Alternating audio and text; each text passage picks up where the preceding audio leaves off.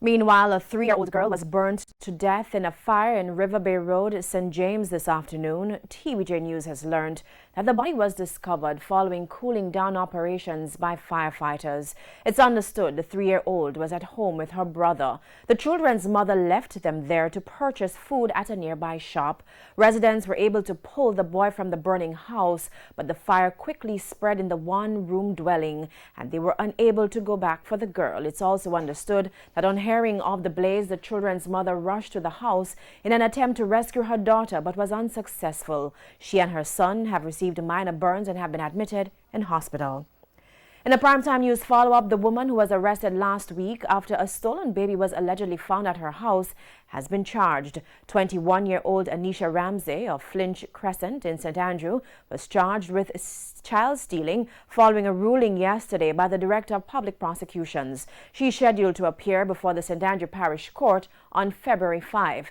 Nair Frank of Hopewell in St. Andrew was 5 weeks old when he was stolen from his mother on October 13 last year as she walked on Rosser Road in St. Andrew. He was abducted by men traveling in a motor car. The baby was found during police operations in Olympic Gardens. 11 families have been left homeless from a fire which ravaged their dwelling along Lyndhurst Road in St. Andrew sometime after 4 this afternoon. The firefighters say several derelict cars parked near the scene prevented them from getting near the fire. Kirk Wright has the details. Donnette Campbell is in distress. She's one of 11 families whose house was gutted in a fire at a section of Lyndhurst Road called St. James Town in St. Andrew. She was home when the fire started, but when she realized what was happening, it was too late to save any of her belongings. Everything gone. My house gone, my brother, my 3 brother them, my 4 brother them burn out. We not save nothing of my daughter. And all of my neighbors them burn out. And we ask, please, if we can't get help. Last year my mother dead. No, August, last year August. And today our birthday, I know everywhere we lose mother, we lose everything. Today our birthday, everywhere burned down. Please, may I ask for help, please.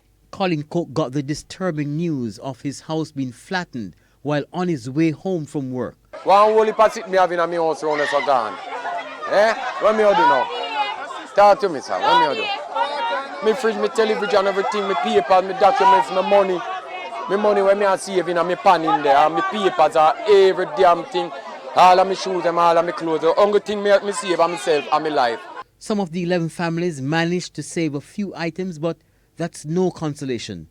The cause of the fire is still not known, but the firefighters said they had difficulties reaching the scene of the fire. But when we arrived on the scene, when we came off the main road and is to come onto the street, we were hampered by cars parked along the way. Actually, they had to be manually moved because no one was there to either drive them off or the owners were not available. So people had to manually push them out the way to give us access. Wasn't enough access still because we were still parked, as you notice, approximately 300 feet from the fire scene. So we had to use a lot of lengths to get to the seat of the fire. Kirk Wright, TVJ News.